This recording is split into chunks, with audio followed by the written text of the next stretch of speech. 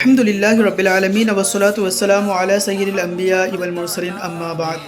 আহক আজি আমি সপ্তাহটোৰ ভিতৰত কোন দিনা ৰোজা ৰখাটো বেছি পছন্দনীয় বা আল্লাহৰ নবী সাল্লাল্লাহু তাআলা আলাইহি ওয়াসাল্লামৰ সুন্নত হয় এই সম্পৰ্কে জানো। আল্লাহৰ নবী সাল্লাল্লাহু তাআলা আলাইহি ওয়াসাল্লামে সপ্তাহটোৰ ভিতৰত প্ৰায় বৃহস্পতিবাৰ আৰু সোমবাৰে ৰোজা ৰাখিছিল। এই সম্পৰ্কে তেওঁক সাহাবাসকলে সুধিলে যে ইয়া ৰাসূলুল্লাহ সাল্লাল্লাহু তাআলা আলাইহি ওয়াসাল্লাম, আপুনি সোমবাৰ আৰু বৃহস্পতিবাৰে কিয় ৰোজা ৰাখে? তেতিয়া আল্লাহৰ নবী সাল্লাল্লাহু তাআলা আলাইহি ওয়াসাল্লামে কৈছে যে সোমবাৰ আৰু বৃহস্পতিবাৰে মানুহৰ আমালসমূহ কৃতকৰ্মসমূহ আল্লাহ তাবাৰক ওয়া তাআলাৰ সন্মুখত উপস্থাপন কৰা হয়।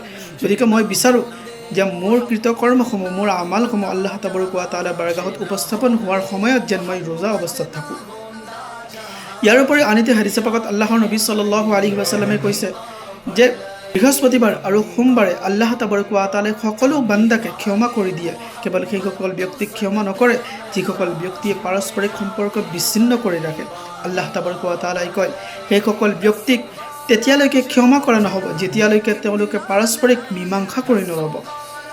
অৰ্থাৎ এই দুইটা হাদিছৰ পৰা বুজি পোৱা গ'ল যে আল্লাহৰ নবী সাল্লাল্লাহু তাআলা আলাইহি ওয়াসাল্লামে বৃহস্পতিবাৰ আৰু সোমবাৰে ৰোজা ৰাখিছিল আৰু ইয়াৰ কাৰণ তেওঁ কৈছে যে এই দুইটা দিনতে আল্লাহ তাবাৰক ওয়া তাআলাই তেওঁৰ বান্দাক ক্ষমা কৰি দিয়ে আৰু বান্দাৰ কৃতকৰ্মসমূহ আল্লাহ তাবাৰক ওয়া তাআলাৰ বাৰগাহত উপস্থাপন কৰা হয়। গতিকে এই হাদিছৰ পৰা বুজি পোৱা গ'ল যে সপ্তাহৰ ভিতৰত বৃহস্পতিবাৰ আৰু সোমবাৰে ৰোজা ৰখাটো আল্লাহৰ নবী সাল্লাল্লাহু তাআলা আলাইহি ওয়াসাল্লামৰ সুন্নত বা তেওঁৰ পছন্দনীয় কৰ্ম।